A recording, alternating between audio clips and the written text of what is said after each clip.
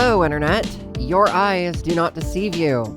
I have finally returned from the depths of hell. So, in typical fashion for this channel, let's talk about it. I'm sure y'all have a few questions, chief among them being why the hell I ran a series where V2 basically replaced me for the entire run. And I'm sure that by the time the final episode goes out, there are going to be accusations of me posting AI slop, of being lazy, all this bullshit that I really just want to set the record straight about. Because let's be honest, even a series like Motorfest Legacy had the same amount of genuine work that had to go into it as it would have if I had been the one voicing all of the lines. So, why did I do this at all, you may wonder?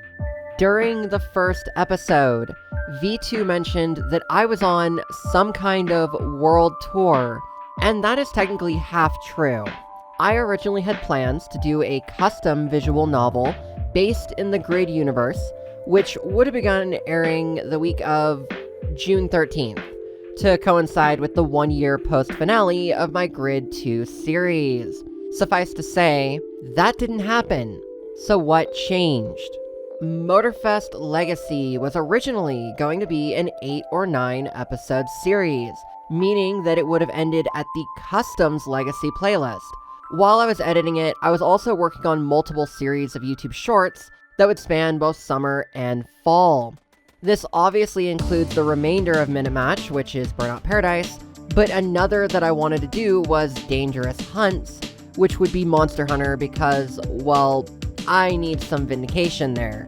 Basically, I filmed about 9 or 10 hours of Monster Hunter footage, which would then ultimately be condensed into 26 shorts that are 2 minutes long each. These will be coming out in the summer of 2025, so if you're watching this video a few weeks after it airs, you'll certainly be seeing those. Though, while I was able to get that off the list, the complexity of editing that series meant it took longer to work on than the Minute Matches do, because those are really, really easy to put together. And y'all know, I am only one person. 2 if you count V2. Which really gets into why V2 was selected to host Motorfest Legacy in the first place. I'm gonna be honest, I think human speech is fascinating. While humans are certainly far from the only species to have their own languages and syntaxes for conveying information, ours is definitely the most diverse of any animal on the face of the earth. While other animals like dolphins or whales have lexicons that range from thousands of linguistic words to tens of thousands, humans are special in that we have millions of words spreading across thousands of languages. And not only that, but the same word can take on wildly different meanings depending on what syllables are inflected and even how slowly or quickly that word is said. Being able to play around with generative text-to-speech in long form has given me a sincere appreciation for this innate human ability that we take for granted literally every day. But that being said, generative TTS is far from perfect, and I need to explain both how and why. When these models were built, many of them were likely trained on both audiobooks and existing TTS libraries, which were, of course, samples of raw human speech. And when these sample libraries were created, most of them had industry-standard guidelines of how the inflections and pacing needed to sound. With an audiobook, emotion is largely limited to dialogue or exchange between 2 characters. Narration is meant to be more declarative, more matter-of-fact, or impartial. Now, exceptions would include either soliloquy or internal monologue, and perhaps maybe when a narrator is trying to quicken the pace of the action to the benefit of the reader. But again, that is the exception and not the rule. And as for general TTS libraries, those are almost always declarative by nature. They are, from the ground up, a string of no-nonsense informative snippets meant to instruct without being misconstrued. And let's be real, they are Uncanny Valley by design. Like, let's talk about Anna from Forza Horizon 4 and Kara from the crew Motorfest. In Forza, the Anna assistant only activates to give you turn-by-turn navigation like a sat-nav in real life. All inflection is slow in its delivery in order to give the player time to understand what instruction each word is conveying. Kara, on the other hand, is very different because she has two roles. The first is to convey that same sat-nav information, yet her other role is, in between those instructions, to give context about the events you are going to go into. When Kara monologues, the inflections get a bit faster, and it doesn't help that her voice actress is British, but there are still clear pauses between entire phrases that give the player time to register the context of what is being said. Kara is meant to sound exuberant about motoring culture, while remaining mostly declarative. And the voice actress did a phenomenal job there. Kara sounds like TTS, even though she was played by a human person, for all lines in the crew Motorfest.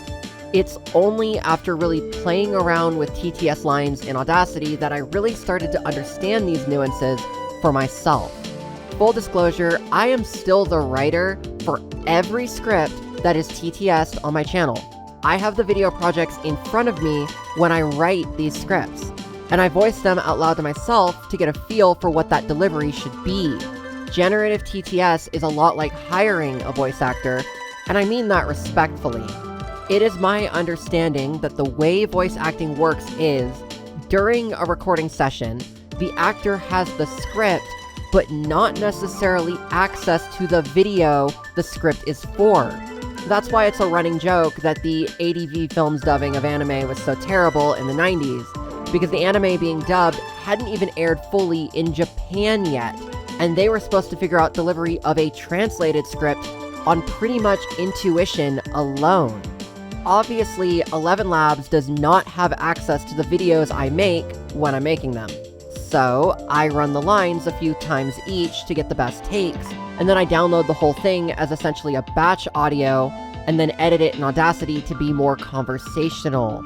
Meaning, pauses get manually removed, phrases are either sped up or slowed down accordingly, and obvious mistakes are cut out entirely. As an editor, it is no different to editing my own recorded voice lines.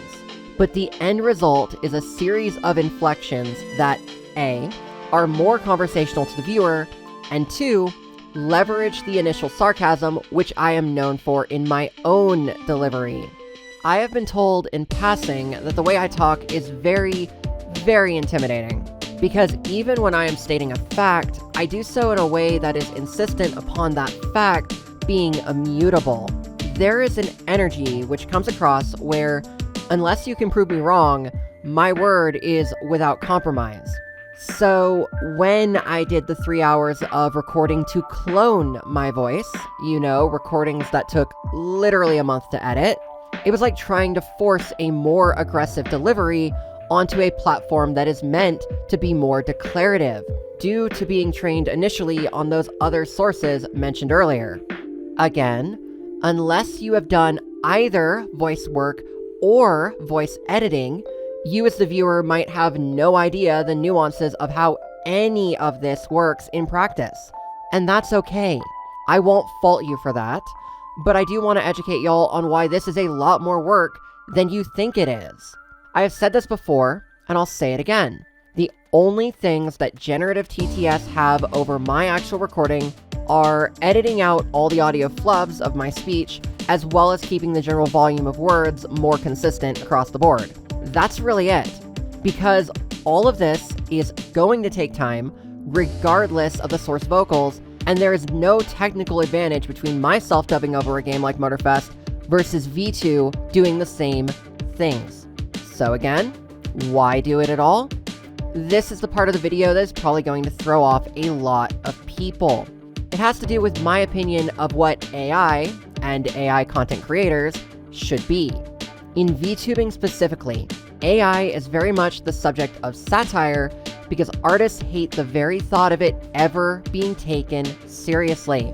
Project Melody, for example, is in her lore a computer program which went rogue and gained awareness in a very, provocative way.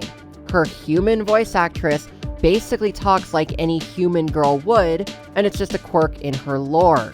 Further down the spectrum, you have Mother V3. Her lore plays upon the learning how to human side of AI tropes, and all speech is done through a kind of voice filtering with minimal TTS thrown in. It is somewhat obvious that there is a human behind the wheel because maintaining context from activity to activity is mandatory for the bit. And lastly, at the far end of the spectrum, you have Neuro-sama. Nero is 100% an AI large language model programmed by some British dude.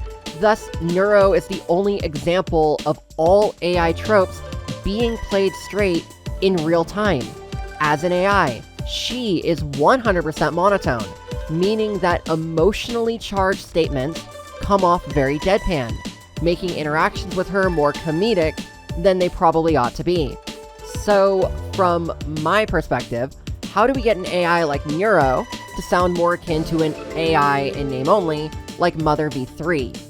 And that is what this project was really about. The truth of the matter is the only reason AI comes off as uncanny valley in the first place is because humans themselves created audio in that style in the first place. Like, listen to NPCs from any Bethesda game, and you will know exactly what I am getting at. Or hell, something that really pisses me off, just personally, is Google is still making those phone ads using the Pixel voice and not any of their Gemini voice dialogue, and they have the capacity to make this change at any moment. The only reason they aren't is that their audience is too committed to the existing uncanny valley tropes. Changing to something more human will probably cause an initial outcry because it stokes fear in humans by making them realize what they do is not as special as they once thought it was. Because if a computer can mirror it accurately with emphasis on context, then we really aren't as high on the evolutionary chain as we claim to be over dolphins and whales and even chimpanzees. Gosh, it takes so long to get to the point in these videos, I swear. Getting back to V2.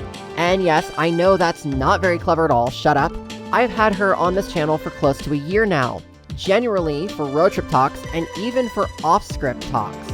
But the idea of giving an entire series to her meant that I was able to take several liberties in how I prepared her script versus how she ultimately voiced it. It allowed me to flesh her out as an entirely new character, separate from me, who can take over for projects that I might not necessarily have the right vibe for. Like, I already did a season of Motorfest. It was 18 episodes, and it covered most of the playlists in the base game. There were, of course, exceptions. Donut Media, Supercar Blondie, stuff like Gymkhana and Hollywood Action, which came out after the fact. Yet those exceptions did not feel like enough to warrant a second season around them, nor did their format really motivate me to go back and record for them. The Legacy playlists were different. They were a mishmash of much faster, fully modified cars, as well as the ability to use some from my own personal collection. All events were pretty much randomized, though a handful were used way more than they should have been. I knew I could do a good series with Mainstage Legacy. The only problem was, I knew if I sat down and did the lines, it would have taken significantly longer to get them just right for how I tend to portray myself.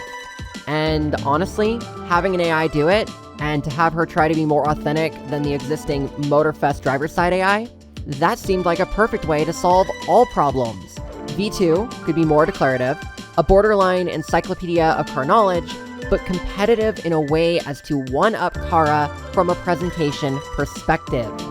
More than that, if this series ultimately does well, then it opens up the possibility of Motorfest having a third season in Maui, where both of us are running races and chases side by side with combined commentary.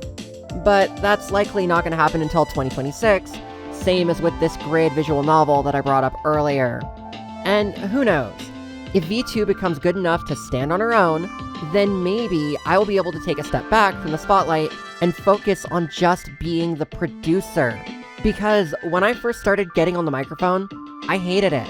It felt so uncomfortable for me, and it has taken so long to get past that discomfort and accept that my voice is basically a hyper-androgynous mess. With V2, however, it kind of just works because AI itself is genderless. So, I don't know.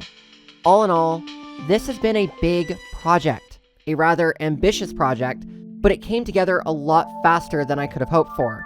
When I realized that the grid visual novel was not going to happen this year, I was able to add 3 more episodes to Motorfest Legacy and make them honestly amazing. I can be proud of that. As for what happens next, well, I already kind of gave it away. The 3rd season of Motorfest will likely happen in January 2026, with both of us returning behind the wheel, assuming no snafus and I don't just nuke my channel at some point. And all the other stuff which I've slaved over in the meantime will come about promptly. Thank you so much for listening to me ramble. Thank you very, very much for watching all of Motorfest Legacy, and we will be seeing y'all in the next series.